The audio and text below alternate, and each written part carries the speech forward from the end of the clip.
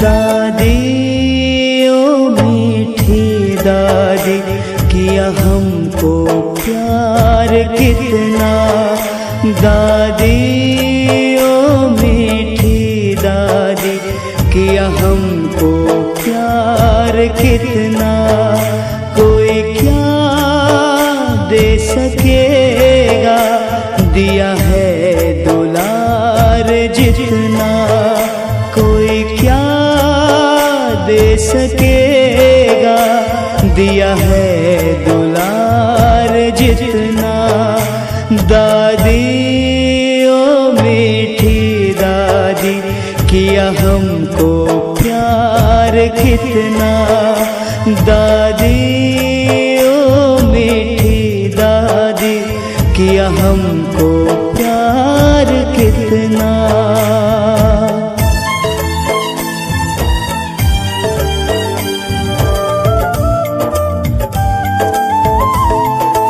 बाबा की बड़ी लाडली, बाबा भी तुम पे अर्पण।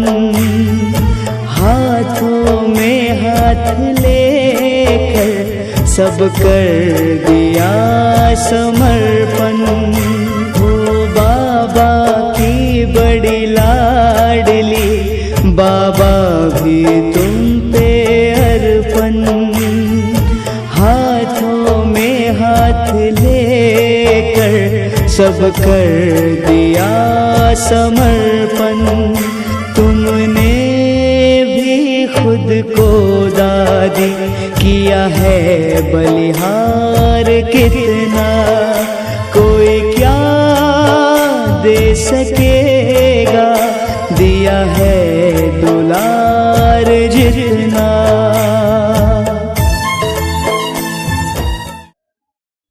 ओम शांति।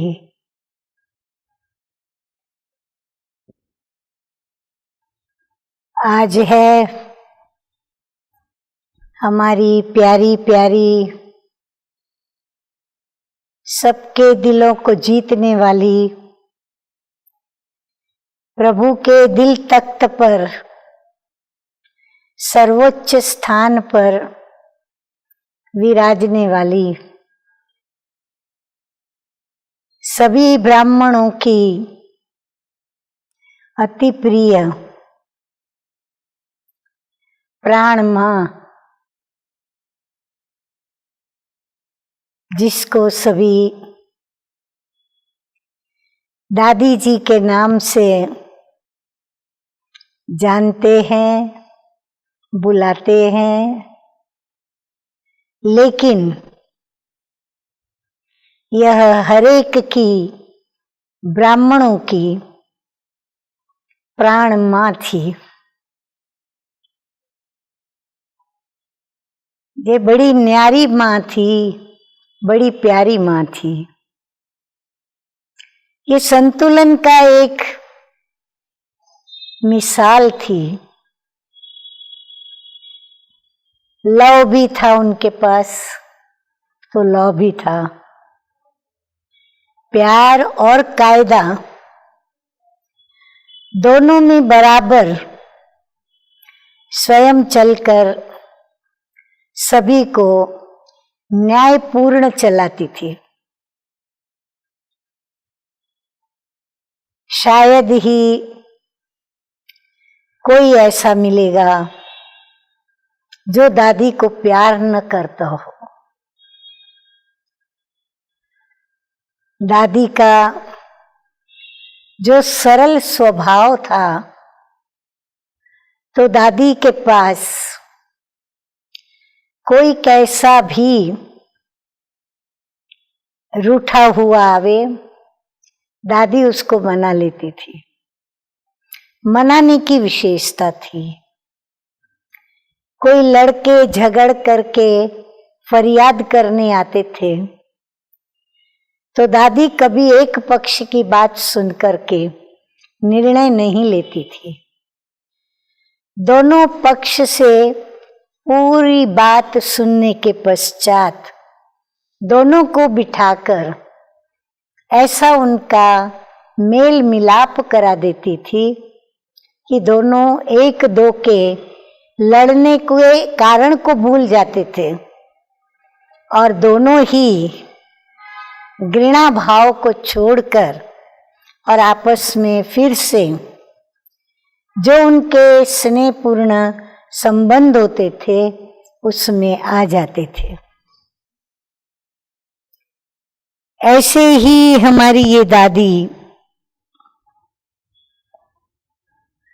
जो भी दादी के पास जाता, दादी उनको अपनेपन की भाषा देती थी।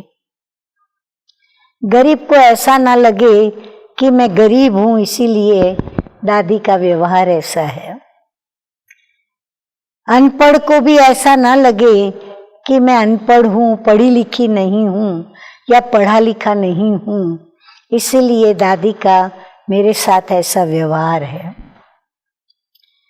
किसी में कोई गुणों की कमी है, कोई खराबियां हैं, कोई विशेष अवगुण हैं जिससे सभी उनसे डिस्टर्ब रहते हैं, ऐसे बच्चे भी जब दादी के पास आकर के बैठते थे तो दादी उनको भी उतना ही प्यार देती थी जो सभी को देती थी। सबको एक जैसा प्यार मिलता था। जैसे माँ होती है सबको एक जैसा प्यार करती है। कुमारियों की और कुमारों की तो विशेष दादी, जैसे वो कुमार समझते थे दादी हमारी है, कुमारियां समझती थी दादी हमारी है। क्योंकि कुमारों के जीवन में अनेक समस्याएं आती हैं, वो अकेले होते हैं तो उनको बाबा को अपना सहारा बना के और चलना होता है। नौकरी है नहीं है, घर है नहीं है, घर वाले राजी हैं नहीं है, शादी करने के लिए फोर्स करते हैं, उसे शादी नहीं करनी है तो घर वाले डिस्टर्ब रहते हैं, तो घर वालों के साथ उनका स्नेहपूर्ण संबंध नहीं रहता। खाने पीने की तकलीफ होती है, वो खाना पीना बनाना जानता नहीं और स्वभाव से उसको सब अच्छा अच्छा चटपटा खाना चाहिए। परंतु जब वो ब्रह्मा कुमार बन जाते हैं तो इन सभी बातों का त्याग करते हैं। विशेष करके जब बीमार पड़ते हैं तो एक बाबा उनका साथी होता है, वही मित्र बनकर उनको मदद करता है। तो ऐसे समय पर उनके सामने समस्याएं आती है और भी कई समस्याएं उनके सामने आती हैं, परंतु इन सभी समस्याओं में कैसे युद्ध करना, न युद्ध करना, जजूमना, सामना करना, सहन करना, कैसे फिर उसमें एक बल एक भरोसे पर निश्चय बुद्धि होकर विजयी बनना, या फिर कौन सी युक्तियां प्रयुक्तियां अपनाना, वो सब बातें दादी उन्हों को सिखाती थी। कभी पर्सनल सिखाती थी, कभी जनरल सिखाती थी। और फिर जब मधुबन में आते थे, चाहे भट्टी कराने आए, चाहे उन्हों का कोई विशेष संगठन होता था, तो दादी उनकी पसंदगी की जो भी खाने पीने की मिष्टान हो चाहे फरसाण हो, उनकी पसंदगी का भोजन नाश्ता या ऐसी टोलियां बनाकर उनको अवश्य खिलाती थी। क्योंकि दादी के दिल में ये रहता था जैसे माँ के दिल में होता है कि ये बच्चा मेरा अकेला रहता है, दूर रहता है, कोई साथी संबंधी साथ में नहीं, खाना बनाना नहीं आता तो भी वह अपना जीवन व्यतीत कर रहा है। तो दादी उनको बड़े प्यार से अलग अलग प्रकार के व्यंजन बनाकर उनको खिलाती। ऐसे ही कुमारियां जो छोटी छोटी होती हैं, कोई 14 वर्ष में, जैसे मैं 14 वर्ष में आ गई, कोई 16 वर्ष में, कोई 18 वर्ष में, तो दादी को वो कन्याएं बड़ी प्रिय लगती थी। दादी को उनके त्याग पर, उनके निश्चय पर, उनके निर्णय पर बड़ा नाज होता था। दादी कहती है ये इतनी छोटी बच्ची और कितना उसने अच्छा निर्णय लिया डेयरिंग का, क्योंकि सारी जिंदगी पवित्र बन के चलना, पवित्र रहना और फिर बाबा के नई दुनिया में पवित्रता से सहयोग देना, ये बहुत बड़ी जिम्मेवारी है।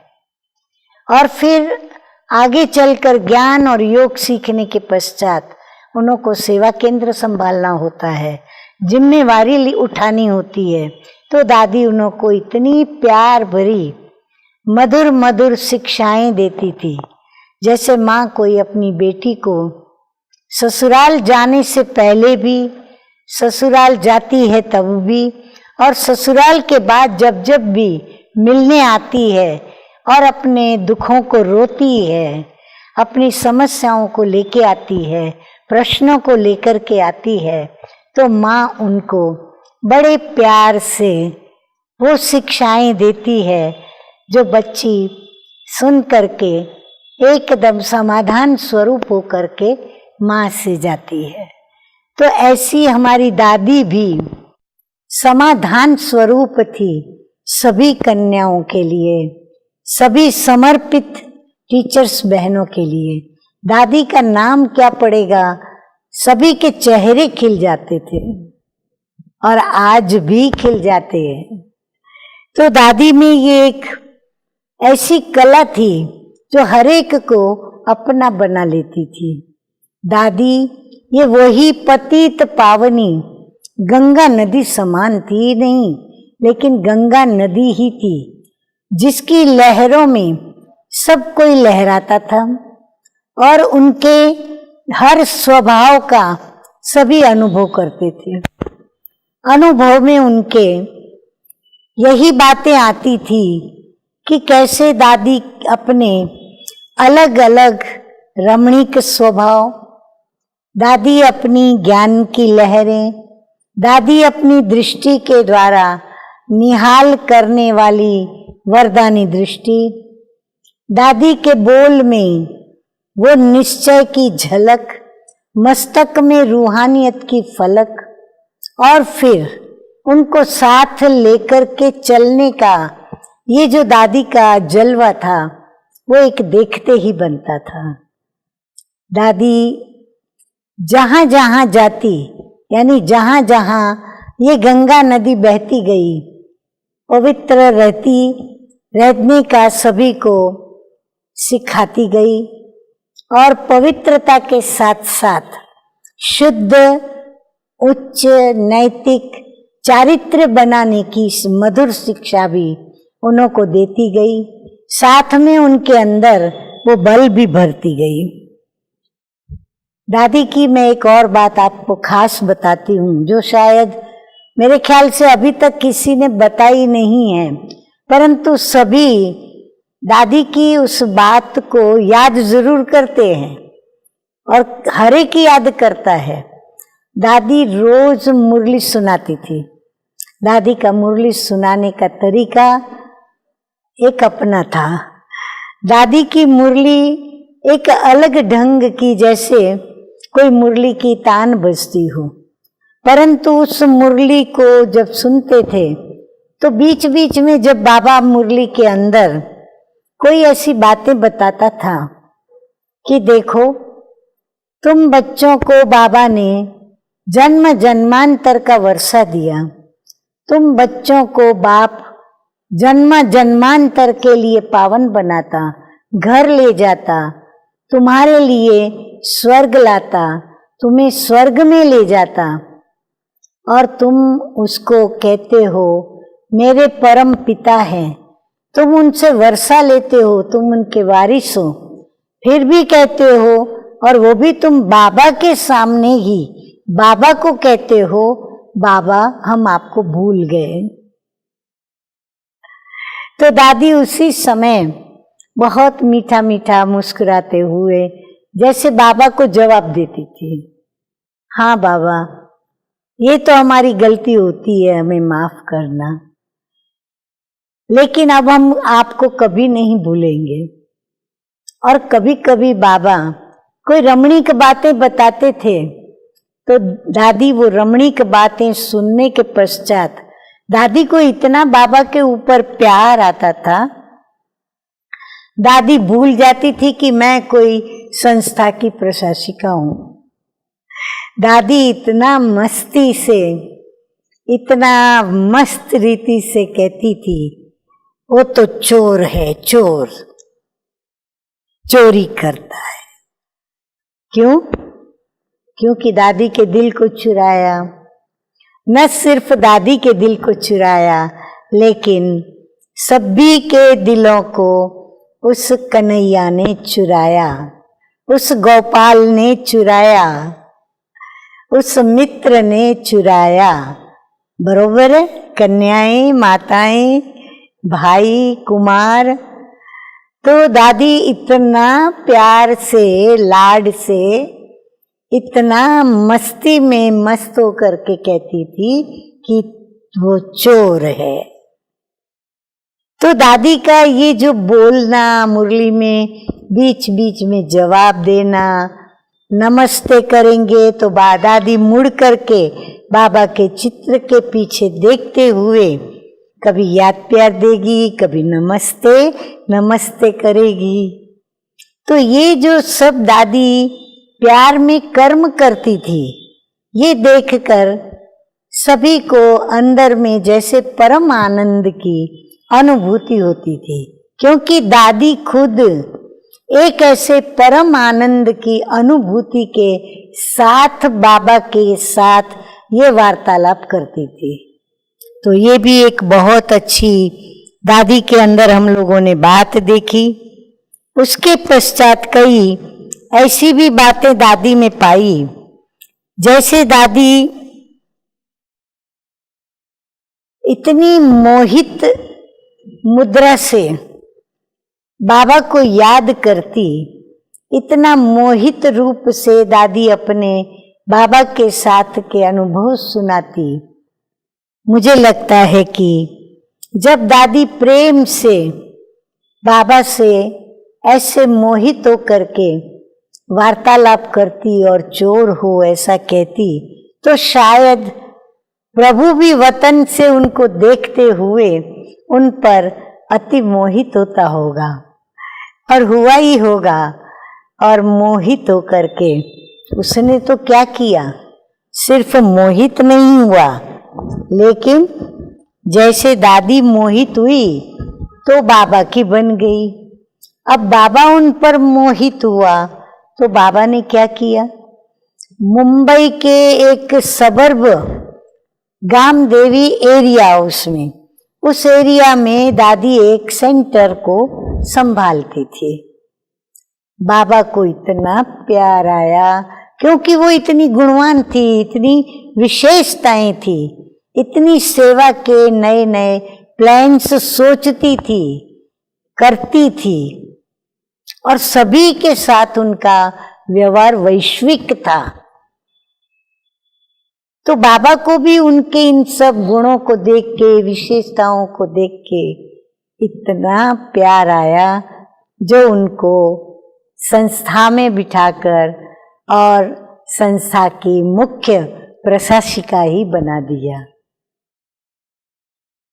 और दादी के प्रशासन में ही इस संस्था का यह एक छोटा सा वृक्ष, जिसका बीज स्वयं परमपिता परमात्मा ने ब्रह्मा बाबा के द्वारा डाला, जो वृक्ष थोड़ा बड़ा हुआ, परंतु दादी जी ने उस वृक्ष के तना को, थोड़ को इतना मजबूत बनाया और इतना उस वृक्ष को विशाल किया। यानी दादी की हाजिरी में ही इतनी सारी देश विदेश में शाखाएं खुली, और बाबा के लाखों बच्चों ने उन शाखाओं में जाकर के बाबा का परिचय प्राप्त किया, बाबा के बने। और हजारों टीचर्स बहनों ने अपना जीवन प्रभु सेवा क्या, लेकिन यह विश्व की सेवा जो बाबा करने आए हैं, नई दुनिया की स्थापना। तो हर एक ने अपना जीवन उस सेवा के प्रति लगाया। तो दादी का व्यक्तित्व इतना प्रभावशाली था, कोई भी दादी के समीप आया या ना भी आया तो दूर से भी दादी की प्रशंसा सुनकर या समीप आकर दादी को प्रैक्टिकल में वैसा देखकर वो दादी का क्या, लेकिन बाबा का बने बिगड़ रह नहीं पाया। और दादी के वचनों में तो सिद्धि थी। दादी अपने मुख से जब कह दे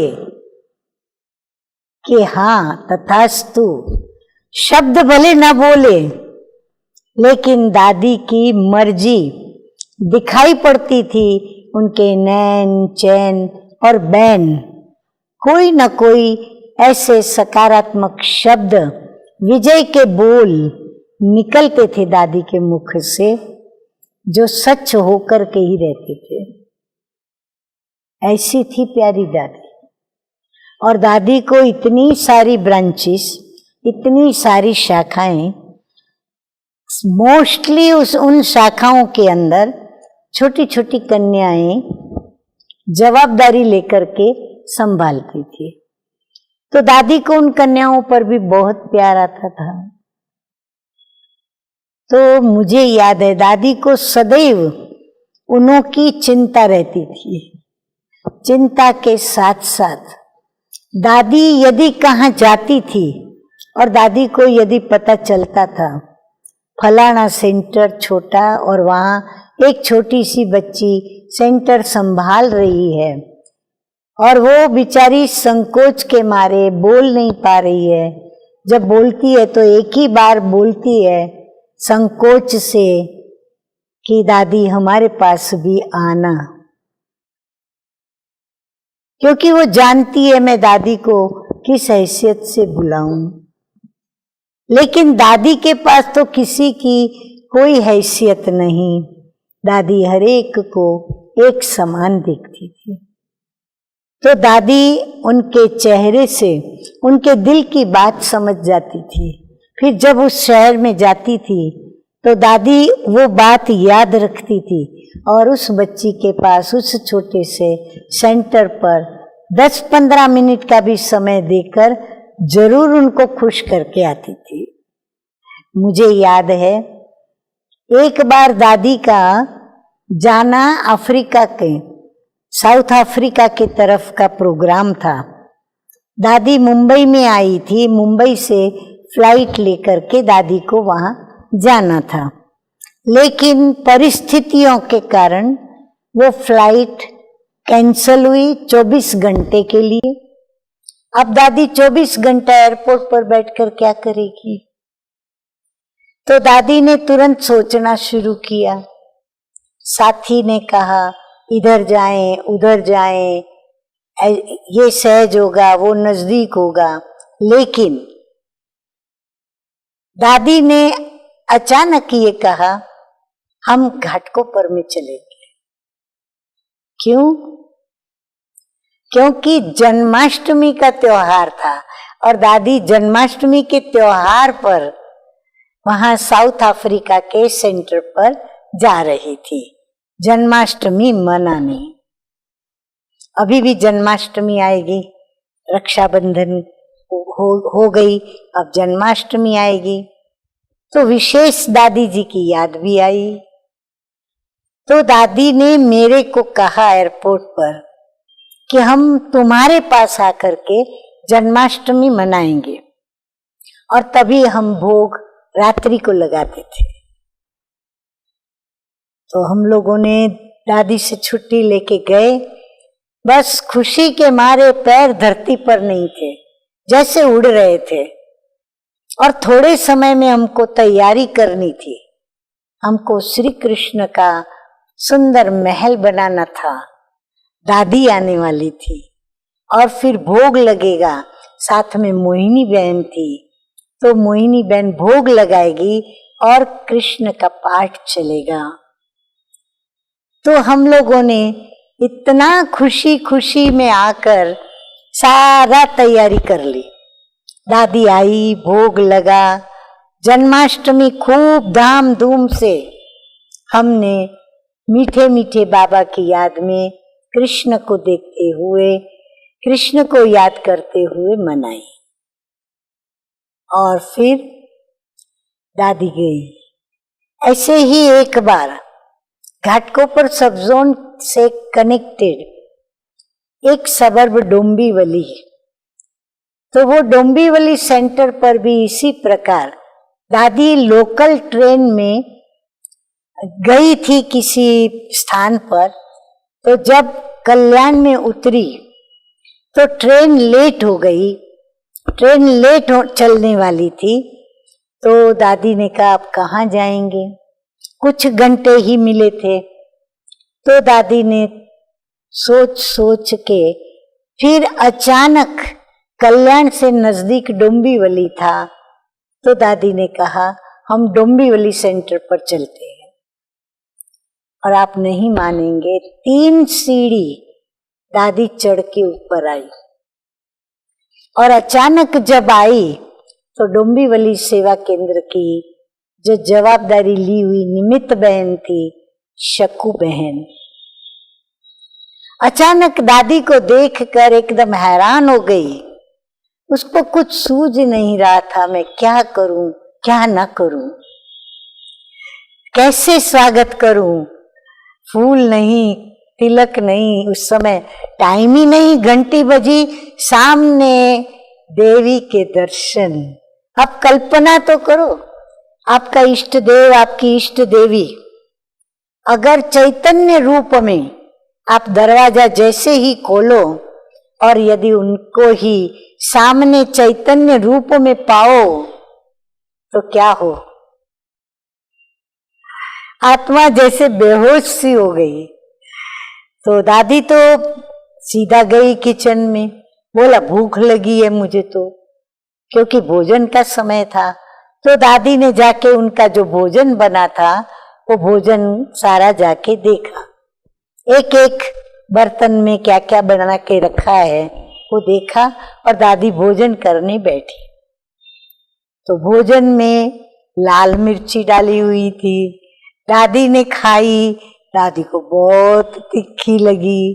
दादी ने कहा इतना तीखा मिर्ची, इतना तीखा खाते हो। लेकिन दादी ने बड़े प्यार से भोजन खाया, तीखा लगने का आवाज भी करती गई और खाती भी गई। क्यों, प्यार से बनाया हुआ वो भोजन दादी ने प्यार से खाया और खाया पिया। हमको भी पता नहीं। दादी ने कहा देखो तुमको भी मालूम नहीं, मैं यहाँ तुम्हारे डोंबिवली में आ गई। मैंने कहा दादी ये तो बहुत अच्छा किया। तो इस प्रकार दादी अचानक इतना खुशी का खजाना दे देती थी।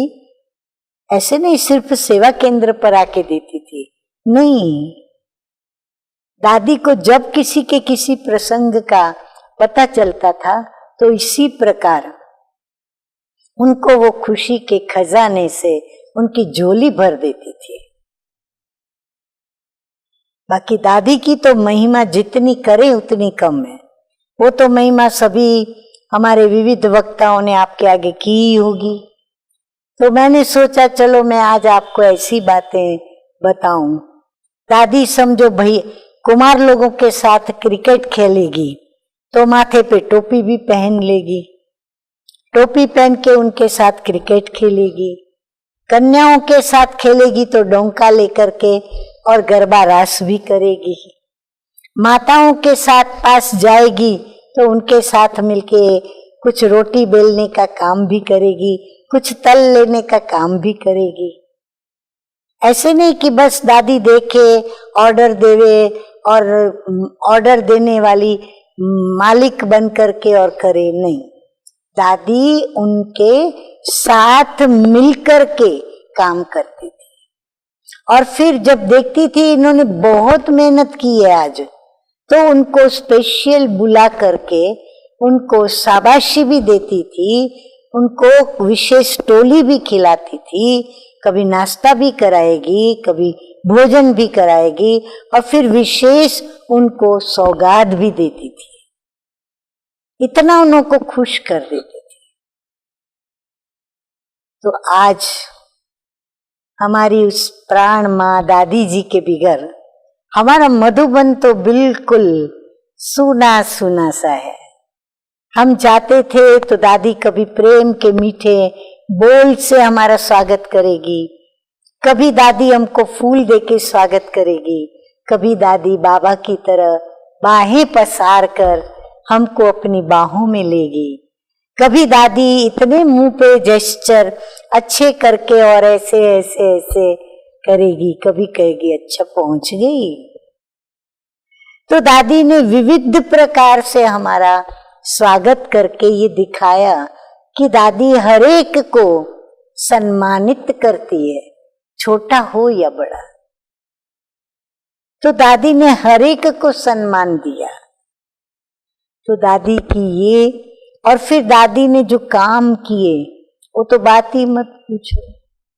हर कंस्ट्रक्शन के काम का ज्ञान, किचन के अंदर स्टॉक कितना है क्या है उसका ज्ञान, रोज कितना चावल बनता, कितनी रोटियां बनती, कितनी सब्जियां आती उसका ज्ञान। कौन सा ज्ञान दादी के पास नहीं था। एक जो राजा होता है, महाराजा होता है, उसको अपनी राजाई का तो ज्ञान रहता ही है, परंतु साथ साथ उसको अपने सर्व खजानों का भी पूरा ज्ञान और ध्यान रहता है।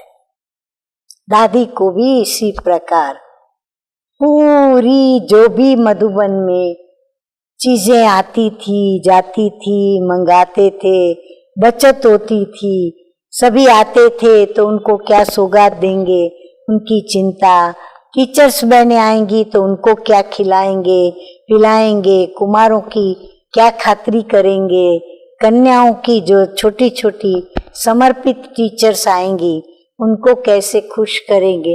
दादी सबके लिए सोचती थी, बुजुर्गों के लिए भी सोचती थी। उनके बैठने का प्रबंध, उनको सर्दी न लगे उसका प्रबंध, उनको पकड़ के कोई मदद करके उनके स्थान पर पहुंचाए उसकी चिंता, हर बात की, हर एक की दादी चिंता करती थी।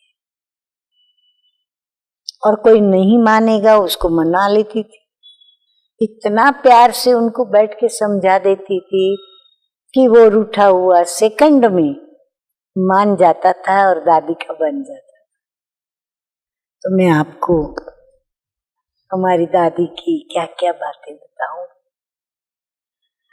तो ऐसी थी हमारी प्राणेश्वर प्राण मां प्रकाशमणि दादी, जिन्होंने अपनी रूहानियत की मणि के द्वारा सारे जग में प्रकाश फैलाया। आज भी हमारा दादी जी का यादगार प्रकाश स्तंभ, लाइट हाउस बन करके हम सभी ब्राह्मणों को जो देश विदेश में सभी स्थानों पर ये सेवाएं दे रहे हैं, सभी की नैया को पार कर रहे हैं और अपनी भी नैया पार करने के लिए प्रकाश स्तंभ पर आकर और लाइट लेते, माइट लेते और दिशा सूचन लेते, मार्ग प्रदर्शना लेते, प्रेरणा लेते। और इस प्रकार दादी जी को सभी याद करते। पुण्यतिथि तो एक निमित्त मात्र है, दादी की तो याद रोज आती है, परंतु दादी ने ऐसा पुण्य किया जो पुण्य स्मृति सचमुच है। वो उनकी हर स्मृति के अंदर पुण्य कर्म का इशारा छिपा हुआ रहता है। बाबा के हर कर्मों के इशारे दादी ने पकड़े, बाबा के हर ज्ञान के राज के इशारों को दादी ने पकड़ा। ऐसे ही बाबा के जो बच्चे थे जो दादी के पास आते थे, परख शक्ति इतनी पावरफुल थी कि हरेक के जीवन के राजों को दादी अपनी निर्णय शक्ति, परख शक्ति के आधार पर परख लेती थी और उसी प्रकार उसको न्यायपूर्ण स्नेह और सेवा देती थी। तो ऐसी दादी को आज एक गुलाब का पुष्प चढ़ाकर, जो कि स्वयं एक ऐसा रूप रंग गुणों से सुगंधित पुष्प है जो बाबा को अति प्रिय था, जो दादी थी, जो दादी का प्रतीक है, तो दादी को अर्पण करके मैं स्नेहांजलि यहाँ समाप्त करती हूँ। ओम शांति।